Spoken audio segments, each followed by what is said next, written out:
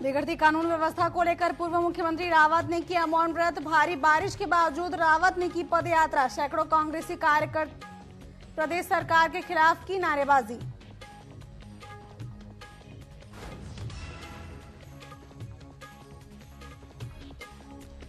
भाजपा ने कांग्रेस की केदारनाथ यात्रा पर साधा निशाना। कहा कांग्रेस करारा जवाब। कांग्रेस प्रदेश अध्यक्ष के नेतृत्व में कांग्रेस सेदावल कार्यकर्ताओं ने ध्वजारोहण के बाद की पदयात्रा शुरू।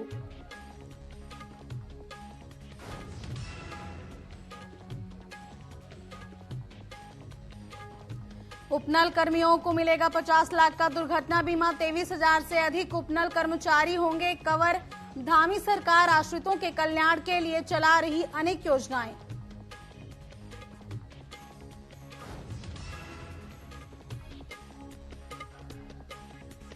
बाल संरक्षण गृह पौड़ी में एक बालक ने की आत्महत्या। मौके पर पहुंची पुलिस और प्रशासन की टीम। आत्महत्या का कारण अज्ञात।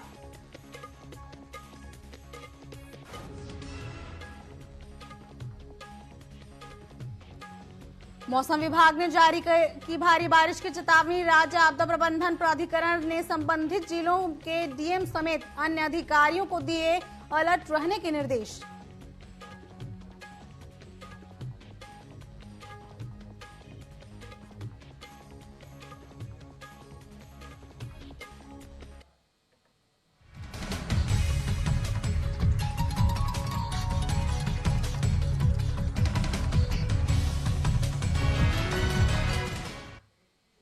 नमस्कार, स्वागत है आपका न्यूज अपडेट में। मैं हूं आपके साथ कमलेश्वरी साहू। चलिए रुक करते हैं खबरों की ओर, जहां प्रदेश में बिगड़ती कानून व्यवस्था और हरिद्वार में हुए 5 करोड़ की डकैती को लेकर पूर्व सीएम और कांग्रेसी नेता हरीश रावत ने गुरुवार को हरिद्वार पहुंचकर चंद्राचार्य चौक पर मौन व्रत रखा। साथ ही भारी बारिश के बावजूद भी रावत ने मौन व्रत के बाद चंद्राचार्य चौक से परशुराम चौक तक पदयात्रा की।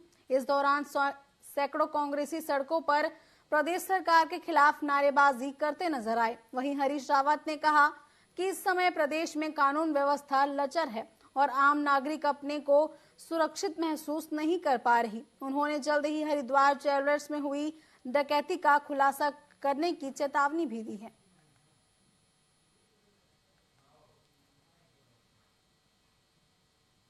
दलित अल्पसंख्यक असुरक्षित हैं, व्यापारी असुरक्षित हैं और सबसे ज्वलंत उदाहरण कि ये सरकार किस तरीके से कानून व्यवस्था सुरक्षा देने में फेल है, इसका जो दिन दहाड़े यहाँ डकैती पड़ी है, जिसमें लुटेरे आए और टहलते आए और लूट करके चले गए और अभी तक भी उन डकैतों को सरकार पकड़ नहीं पाई है और न माल बरामद कर पाई है।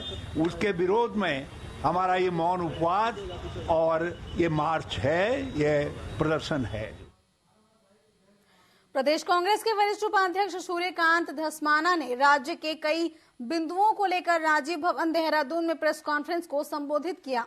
इस दौरान उन्होंने प्रदेश की भाजपा सरकार पर जमकर निशाना भी साधा और कहा कि आज राज्य के हालात बहुत ही खराब हैं। माननीय सर्वोच्च न्यायालय ने उत्तराखंड के सीएम को राजा की तरह काम न करने की नसीहत दी है। प्रदेश में सरकार है और भी यह है या नहीं, ऐसा लग रहा है। वहीं उन्होंने आगे ये भी कहा कि राज्य में कानून व्यवस्था नाम की कोई भी चीज नहीं बची है। महिलाओं पर लगातार अपराध हो रहे हैं और अपराधी भाजपा के कुनबे के होते हैं। मुख्यमंत्री जी से लेकर के राज्य के मंत्रिमंडल के सदस्य जिस प्रकार का आचरण उनका है, मुख्यमंत्री जी को हाई कोर्ट, सुप्रीम कोर्ट फटकार लगा रहा है। राजा की तरह व्यवहार न करें, चुने हुए मुख्यमंत्री की तरह काम करें, ये सुप्रीम कोर्ट कह रहा है। राज्य के एक कैबिनेट मंत्री कह रहे हैं कि उनके विभाग में ट्रांसफर, पोस्टिंग, अटैचमेंट कैसे हो रहे हैं उनको पता ही नहीं है, चेतावनी पत्र जारी कर रहे हैं। राज्य की एक मंत्री एफआईआर करा रही है पुलिस में कि मेरे पति का नाम पासपोर्ट में, आधार कार्ड में और अपने तमाम रिकॉर्ड में कोई महिला दर्ज करके और उनके घर से बहुत बड़ी चोरी करके चली गई। राज्य के अंदर मंत्रिमंडल की बैठक लगातार 2 बार स्थगित हो गई, मंत्रिमंडल की बैठक हो नहीं पा रही। शिक्षकों की हड़ताल, राज्य के अंदर स्वास्थ्य सेवाएं जर्जर, पूरा प्रदेश आपदा से ग्रस्त, महिलाओं के खिलाफ लगातार हिंसा के मामले जिसमें भाजपा के लोग शामिल हैं, ये स्थिति पूरे प्रदेश की है। सरकार नाम की चीज कोई प्रदेश के अंदर है नहीं।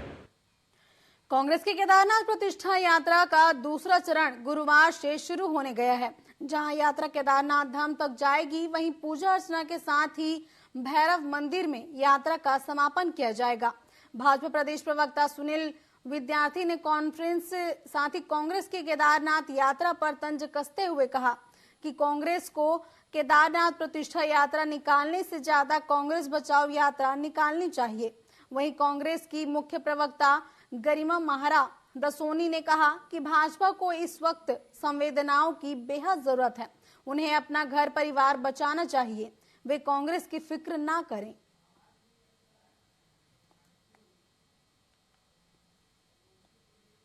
बिल्कुल, देखिए कांग्रेस पार्टी को बहुत ज्यादा जरूरत है कि जिस प्रकार से वो केदार प्रतिष्ठा रक्षा यात्रा करने जा रहे थे, उनको पहले कांग्रेस बचाओ प्रतिष्ठा यात्रा चलानी चाहिए, क्योंकि जिस गुटबाजी की कांग्रेस आज शिकार हो रही है और पहले से ही है, वो बहुत ज्यादा जरूरी है उनके लिए, क्योंकि उनके वहां पे जिस प्रकार से गुट हावी है, वर्चस्व की लड़ाई वहां पे हो रही है, कोई भी किसी को नीचा दिखाने से नहीं चूकते हैं, तो उनके लिए बहुत ज्यादा जरूरी है।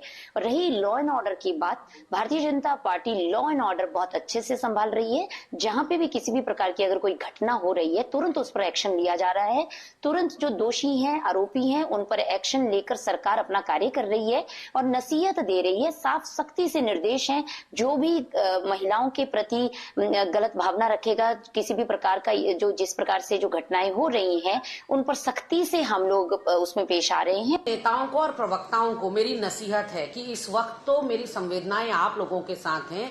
आप लोग कृपया करके अपना परिवार, अपना घर संभालिए, क्योंकि आप लोगों को तो किसी बाहरी व्यक्ति की जरूरत ही नहीं पड़ रही है। बद्रीनाथ और मंगलौर जब से आप लोग हारे हैं दोनों उपचुनाव, तब से तो आपके वहां जो नूरा कुश्ती, जो जूतम पेजार और जो सिर्फ टवल देखने को मिल रहा है, उसके लिए तो भारतीय जनता पार्टी को अपने ही गिरेबान में झांकने की जरूरत है। पूर्व मुख्यमंत्रियों ने आतंक मचा के रखा हुआ है। एक बयान से धामी जी पार नहीं पाते कि दूसरा पूर्व मुख्यमंत्री कुछ बोल देता है। तो ऐसे में इस वक्त तो संकट काल जो आया हुआ है वो भाजपा पे आया हुआ है और उसको अपनी रक्षा यात्रा निकालनी चाहिए। कांग्रेस के किसान तहसील परिसर के मजिस्ट्रेट कार्यालय और विद्युत कार्यालय पर धरना दे रहे हैं और किसानों ने बिजली विभाग में डीएम कार्यालय में सांकेतिक तालाबंदी कर गांव में स्मार्ट मीटर लगाने का विरोध किया है।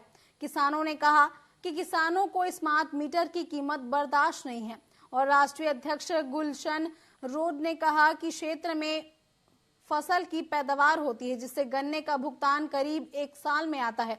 अब ऐसे में किसान स्मार्ट मीटर के बिल का भुगतान कैसे करेंगे? और उन्होंने ये भी कहा कि सरकार किसानों को अग्रिम भुगतान करे, जिससे स्मार्ट मीटर का रिचार्ज किया जा सके।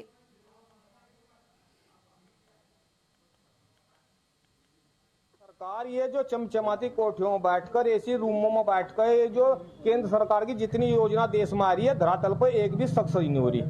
पहले कृषि कानून लाए थे, वे फेल हुए, वे वापस गए। अब इन्होंने एक योजना लाई थे गांव में पेयजल वाली, सारे गांव की सड़कें तहस नहस कर दी और पानी एक को नहीं मिल रहा। वह योजना फेल हुई। अब लाइए स्मार्ट मीटर की योजना, ये अभी स्कीम फेल होनी इनकी।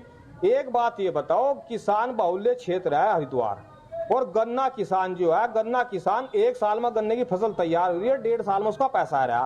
तो हम बिजली के पैसे ये कह रहे हैं, हम पहले दे दो।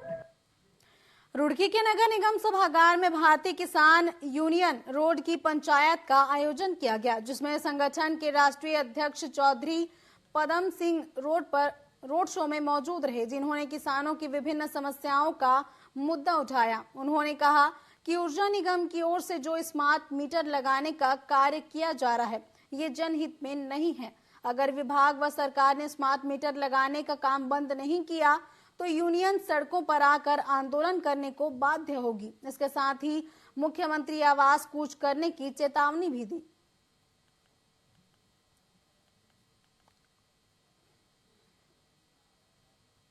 बात चल रही है वो डिजिटल मीटर के आगे है, उसे स्मार्ट मीटर।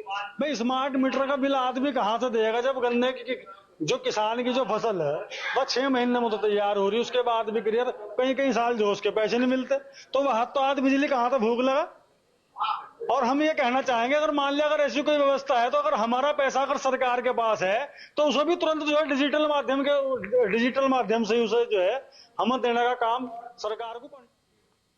उत्तराखंड के देहरादून में उपनल कर्मचारियों को 50 लाख रुपए की दुर्घटना बीमा की सुविधा मिलने वाली है, जहां साथ ही कैबिनेट मंत्री गणेश जोशी ने मौजूदगी में न्यू कैंट रोड स्थित कैंप कार्यालय में उपनल और पीएनबी के बीच इस संदर्भ में समझौता किया गया, जिसके बाद अब उपनल कर्मचारियों की मृत्यु के बाद दुर्घटना पर उनके आश्रितों को 50 लाख रुपए की सहायता मिलेगी। कैबिनेट मंत्री ने बताया कि सरकार ने ये फैसला उपनल कर्मियों के परिवारों के हित को देखते हुए लिया है। इसमें 23,000 से अधिक उपनल कर्मचारी कवर होंगे।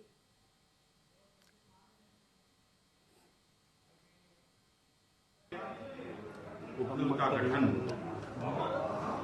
पूर्व सैनिक व उनके आश्रितों को रोजगार देने के लिए हुआ।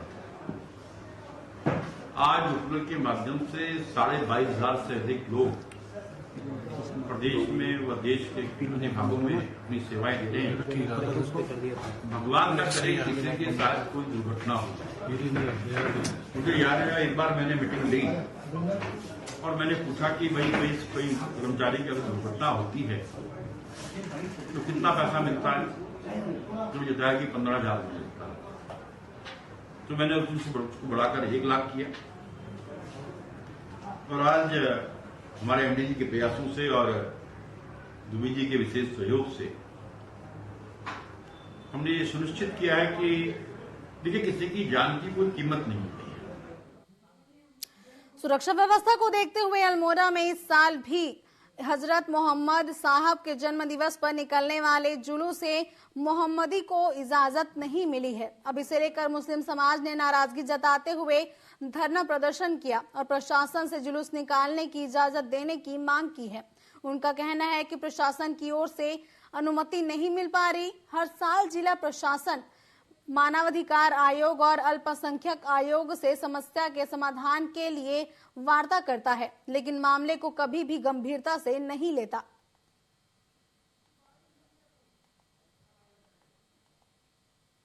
हमारी सांस्कृतिक धरोहर है, बुद्ध नगरी की जो ख्याति है, इसको कैसे बढ़ाएं, संस्कृति को पर्यटन से कैसे जोड़ें। जो बंदरों की समस्या है, यहाँ सुअर की समस्या है, खेती से लोग विरत होते जा रहे हैं। कई जगह ये भी पता चला कि आलू अगर प्रोडक्शन ज़्यादा है तो मार्केट नहीं है, कोल्ड स्टोरेज नहीं है।